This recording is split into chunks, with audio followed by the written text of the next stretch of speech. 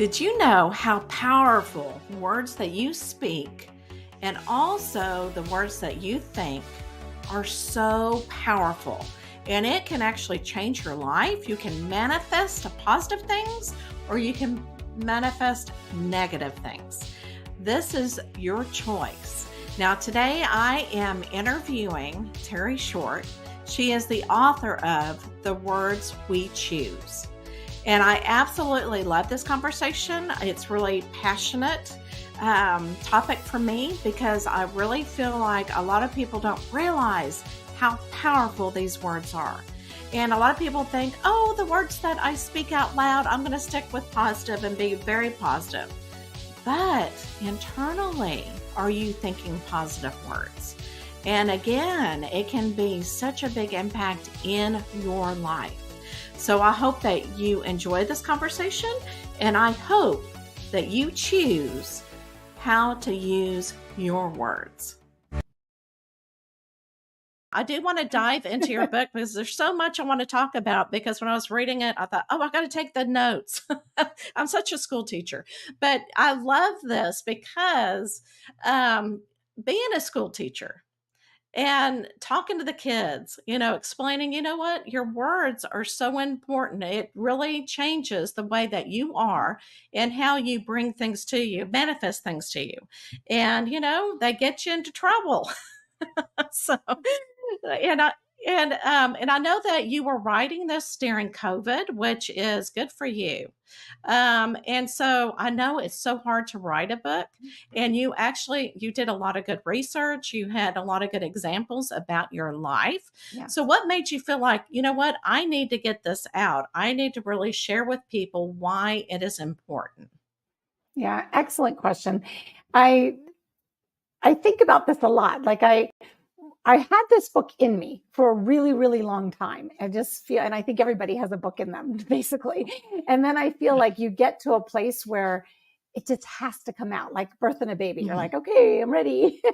And so that's what Right. it was, is that even though it had been, noodling around in there for quite some time, based on how I was coaching others, like what the words that they were choosing that were they were minimizing themselves by choosing certain Right. words. And we can talk about those certain words.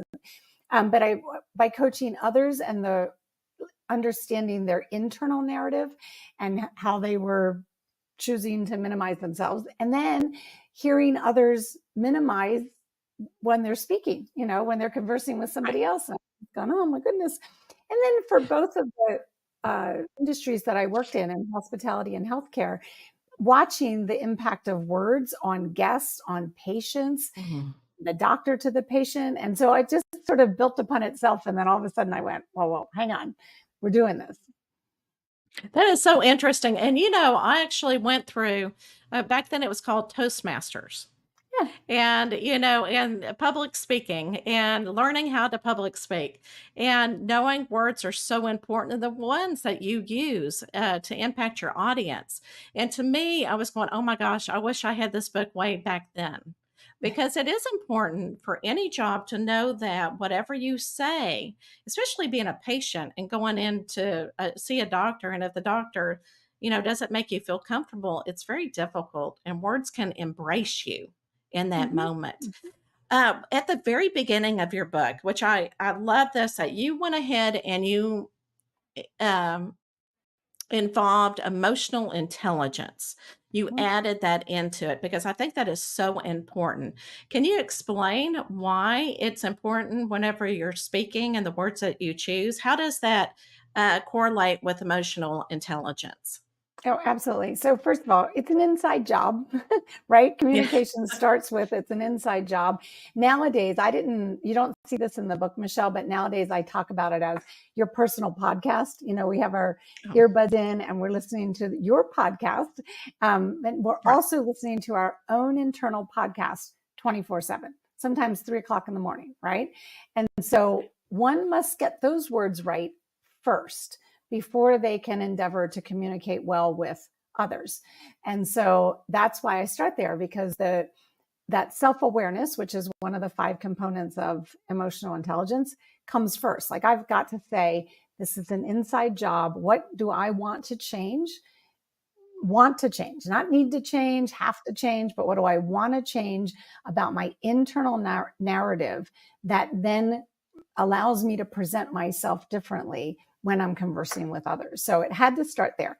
So I went through and made sure, in the book, made sure that everybody understood those components and how to leverage communication in their own narrative. I offer questions to ask yourself about your emotional regulation, about your self-awareness, so that when you're reflecting and contemplating your internal narrative, you're being incredibly thoughtful, and it starts there.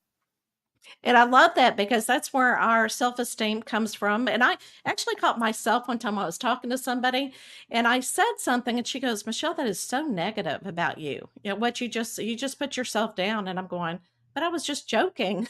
But you Right, don't realize that even though you're joking, you're actually putting yourself down. It's more of right. that self-awareness component. I've got to Yep. be real careful of the words I choose whenever I'm talking about myself.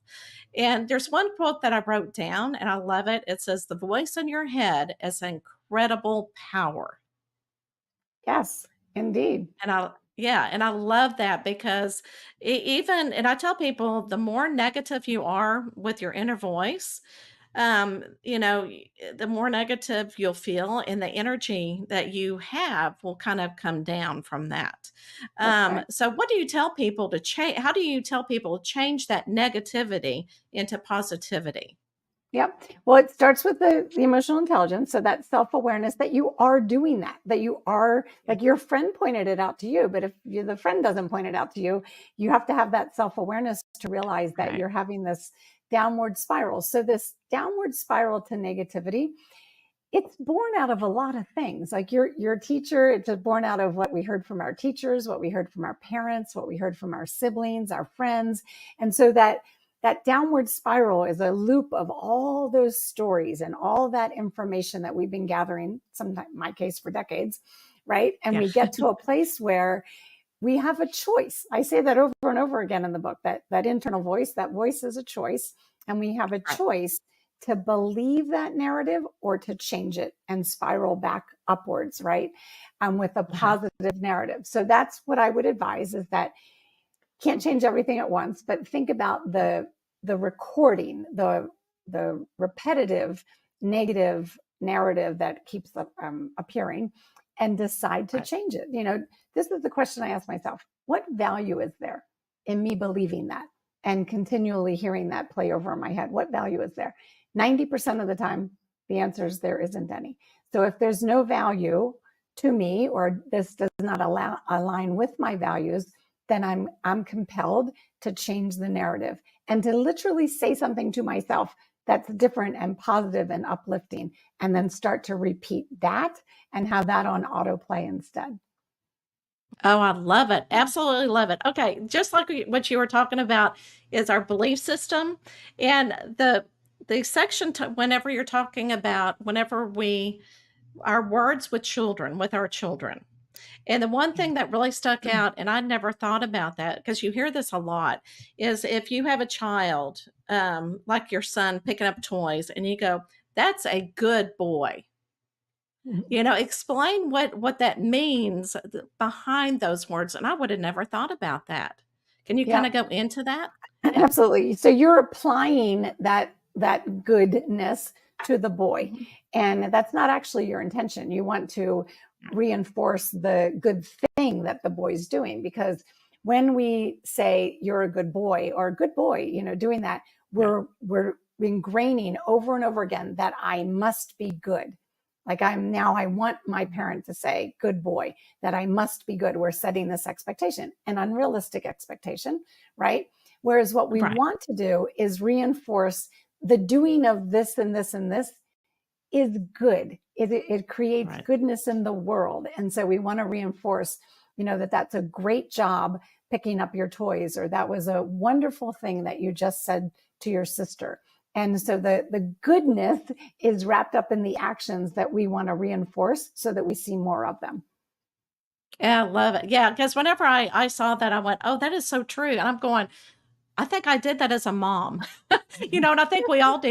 this learned behavior that we've done from generation to generation. So I thought I would bring that up here. And even Mhm. as a teacher, you got to really look at, I guess, the behavior component of how they are behaving.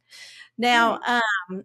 I've got, since we're talking about children, Mhm. the habit words that people, and you bring this up in the book, the habit words that we tend to say constantly. And I know my two oldest kids, and I don't know if it was a feeler or what it is, but they would say like over and over again. And I have I'm one of like, those. Yeah. Mhm. Mhm. "But They don't." would pay a lot of money, Michelle, to the Toastmasters jar. Yes. Oh, they would. Absolutely. Every time because my filler word was, at that Mhm. time. So, and I know that things change, but I mean, they said that, 3 or 4 times within that minute. And it's just like, I wanted to say something, but I didn't want them to feel self-conscious whenever they did, during a Right. conversation. But I'm with you that I think we all need to really be aware of the words that we say on a consistent basis. Right. Well, so I think about that as it's a verbal tick. You know how you can maybe Oh, have a tick of something that, yes. your something twitches or whatever, and it's a verbal tick. It's just sort of more out of nervousness or insecurity. It's Yeah. something that just appears and is unnecessary, right? So my daughter went through a phase, much less of that now, but she went through the phase of like in every sentence, maybe more than once in the sentence, and so it takes a while. And you're right Mhm. not to point it out because it just makes it worse, but to Right. point it out when it's not in the conversation at the time, like to open up a whole new conversation about how we express ourselves and when we use repetitive words that don't add any value to the conversation. So separate from when they're talking to you, I would say, entertain a conversation with them about how we express ourselves and how to do it Yeah. more impactfully without the filler words. Right. Absolutely. And it takes practice too, to be, Sure. again, that self-awareness of Mm-hmm. whatever you're speaking. Because sometimes we don't really think about what we're saying, and it just automatically comes out like muscle memory, that it comes out. Right. I do kind of want to change topics to grieving because a lot of my listeners have gone through grieving, and I know we all do. Mm-hmm. But I talk about it a lot to kind of help them get through it. But if Mm-hmm. you know somebody who is going through the grieving, I know it is so important to know what to say. And it sometimes that's why we don't want to really be around those people that are grieving because you're afraid to mess anything up. So, Right. it's very, and I've had that fear because I want to help them and not make them feel worse. So, what kind Right. of words do you have? What would you recommend the words that we would say? Well, in the book, I lean heavily on the feedback from my very dear friend, Lisa Solis DeLong. And Mhm. she's experienced the loss of a child. And she speaks candidly, and I quote her in the book about the things that were helpful that people did and the things that weren't helpful that people did. And I list some of those actual things, like the bringing of food Right. and such. So the actions, but then also some of the key words. And I'm going to tell you a couple, and then I might go to the book. So the ones Oh, that yeah, I've made, absolutely. yeah, the ones that I've made my own are I'm holding you in my heart. It's almost the first thing I ever say to somebody who's grieving. I'm holding you in my heart. I grieve with you as best I can, as close as I can, because I haven't lost a child, right? So you're Right. never want to be in a position to say like, I know exactly what you're going through, right? Hmm. That's so often what people do out of that nervousness that you mentioned. You either back away or you come forward and you offer unhelpful things.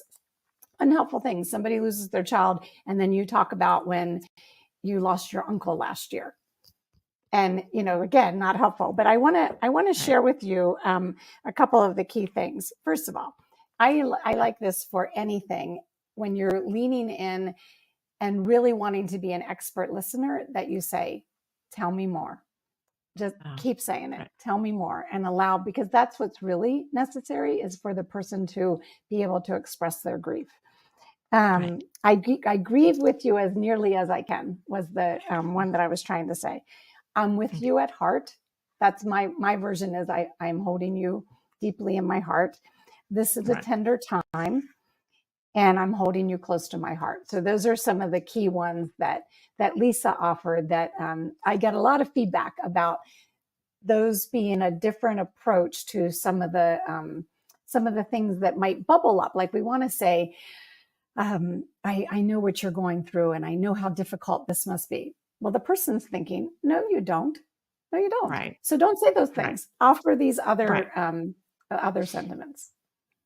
Oh, I love it. And I totally agree. And because and I like to what you talk about in the book with her is that there's somebody that explains about, her son. Oh, I know it was a different person, I think, because her son died when she was a teenager.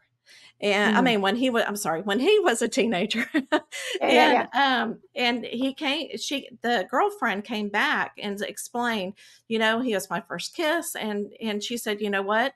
The mom's saying if I had received that same conversation when he died, I wouldn't have been able to receive the That's right. message. That's And right. so there's always a time to receive the messages.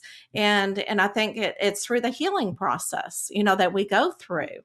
And so good for that, the girlfriend to understand and know when to actually talk about that and the memories Right. Well, that she I had wanted with to him. draw attention to what you said at the beginning is that our Yeah. natural inclination is to draw away because we're fearful of saying the Right. wrong thing. People do that as well with knowing understanding a person's pronouns or, Oh yeah. they get all, I'm not sure. I think I'm going to do the wrong thing. Show up Yeah. authentically, be yourself and ask more questions is the answer and And I listen. think that's showing embracing. You're embracing that person that way. And like you said, if you don't know what to say, be a listener. That's right. Yeah. Extend the conversation. Okay, so and let me talk about a couple more things, and then we'll talk about your current business. Okay, so meditation and prayer. And I Mhm. love how you have a lot more subtitles or sub indexes that you're talking about. And I absolutely love like during meditation and praying and having gratitude. Can you Mhm. kind of summarize what all of that means? Absolutely. So I kind of learned the hard way to Okay. be more clear when one is praying or setting an Mhm. intention, perhaps before you start to meditate. So think about it like this. If you were going to Google something, you're going to search for something in one of your on the internet. The more clear you are about what you're looking for, or these days, if you're going to ask AI for some help, right? One of the AI features, Right? the more clear you are about Mhm. so the words that you choose and the clarity that you establish. So in this case, if I'm setting an intention in my mind and in my heart, the Mhm. more the more guidance you're going to get and the more specifically you're going to move in the Right. direction that you desire. So, Right. for a long time I was super vague about even about goals, about what I wanted at the end of this year or what have you. And the job is to refine and get down to exactly what it is that you desire, that you're working towards, that is for the greater good, what have you, like however you Mhm. refine that. And then that's what you include when you pray, if you pray. That's what you contemplate as setting an intention before you meditate, so that you're putting out there the exact guidance that you're looking for, right? I can't Right. stress that enough, because otherwise Yeah. it's just like when you're searching for something on the internet, you're going to get a gazillion possibilities or a gazillion Right. signs and not exactly that which will serve you well. And I found something about prayer, and I thought I've got to say, because I feel like praying is so powerful. Like you said, setting the intention. But I used to believe that prayer changes things. But now I know that prayer changes us and we change things. Exactly. And I absolutely love that. And I thought, oh, I got to write it down so I can say it. Yeah, yeah. No, Yeah. that's so true. It's so true. So that's actually why that's at the end of the book. It's sort of like, I start at the beginning of the book with the internal job, right? And thinking about yourself. And then I go family, because family and loved ones, we create patterns, we've got some history, some things that are going on, and children. And then I go through sort of people in the world at large, and I call it the isms: sexism, racism, ageism, the words related to that, to those types of things. And then at work, and then I wrap it up with in the universe, right? So it's not, I'm not professing any particular religious approach. I'm saying for how you exist in the universe, your words matter, right? And the very first quote in the book is from Tom Kenyon, who says, "We are creating the world by how we speak to each other." And so think about that. Think about your role in the world, and then taking that a step further for what you want to manifest, for what you want to create, for what you want to contribute to the greater good. Okay. Well, let's go ahead and talk about your business now. Okay. Yeah. Thriving leader collaboration. Oh, I'm sorry, collaborative. So Mhm. tell us what you do in your business. Well, great. I love how you inserted that picture. I was like, "Whoa, that's a different look." Yeah. So You're we one do. that one there. I like it. So we do several things. So I coach. I do one-on-one coaching, and that's sort of part of my time. Let's say half of my time. And then I speak, speaking gigs, and we do an annual retreat.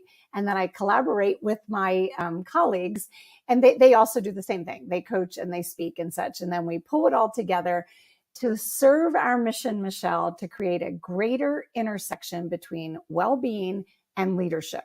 So, from my perspective, all the decades of experience that I've had, the future hinges on us not working ourselves into the ground, but having a healthy work-life blend, and the harmony that we all seek hinges on leaders, first and foremost, understanding that they need to weave well-being and leadership together, and they need to normalize that prioritization of well-being. So one of my what are, I guess, greatest topics to talk about these days on the stage is that prioritizing well-being actually promotes productivity, right? So we know the neuroscience now indicates, this will be the next book.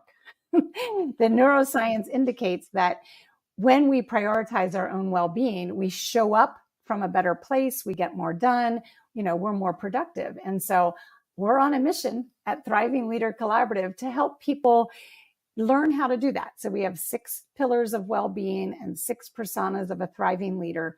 And whether we're coaching one-on-one or doing an online course or a retreat or however we're doing it or speaking, we're constantly creating that greater intersection. Is so well needed because I know a lot of people probably would still be in the same job if they love the skill and everything, but it's the environment, like Right. what you're saying a lot of times. Oh my goodness. All right. So, is there anything that we did not say that you want to make sure that we bring up?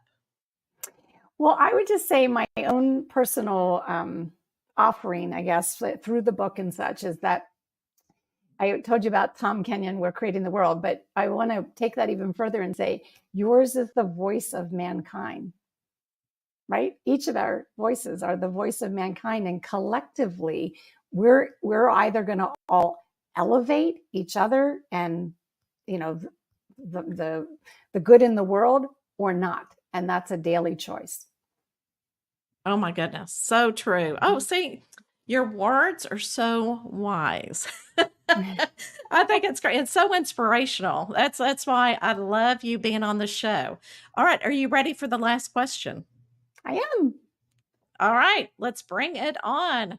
And I am going to spin it, and you just never know. And we'll be able to see when it stops what it actually is. It will be bigger. I love it. Oh, Feel like I should hum that tune. Doom, doom, doom, doom. all right. Now, if you want to pass, you can pass, but you can answer it if you want to. But do you believe in aliens? And this is such a hot topic right now. Yeah. So I'll answer it. I don't Okay. believe in like aliens and they're walking among us type of thing, that kind of Yeah. aliens. But I believe that there's potentially life in the universe other than ours. Yeah. Right. And because it's so big. Yeah. I mean, You know, how could we not think that? Yeah. absolutely, absolutely. Now, you have already explained a lot of inspirational things. Is there any other thing or statement that you can think of that would be inspirational that would make somebody just go, "Ah, I never thought of that." I'm going to go with listening, right? I would say I basically think everyone thinks that they're a great listener, and I have in my past as well, and I continually work on it. And so, my suggestion for anyone out there to decide to be an expert listener is to ask more and tell less. Ask more, tell less. And when you're asking, ask questions that start with what, how, or a statement such as tell me. So you're leaning in and you're asking open-ended questions when you start with what and how. And so ask more, tell less, and we'll be in a better world. So, where can everybody reach you? Where's Well, your favorite part? Well, they can reach me on LinkedIn or Instagram, and then email me, Terry, spelled Terre, at thrivinglc.com. Oh, and we have a new app. So I Oh, feel like this is hot off the press. So just in the last week or so, you can search in the App Store for Thriving Leader Collaborative. There's an app for that. of course there is. I think I love technology and I love Mhm. how it's evolving. And it is so nice to have these tools that we didn't used to have. So Right. I can feel your excitement. Okay, everybody. So, what I really want to end you with this is that you are powerful. Your words are powerful. And to become a successful and a wonderful leader, you need to really be careful of the words that you choose in any situation. But again, you are powerful. So I'll leave you with this. And Terry, thank you so much for being on. And I will see you next week. Thank you.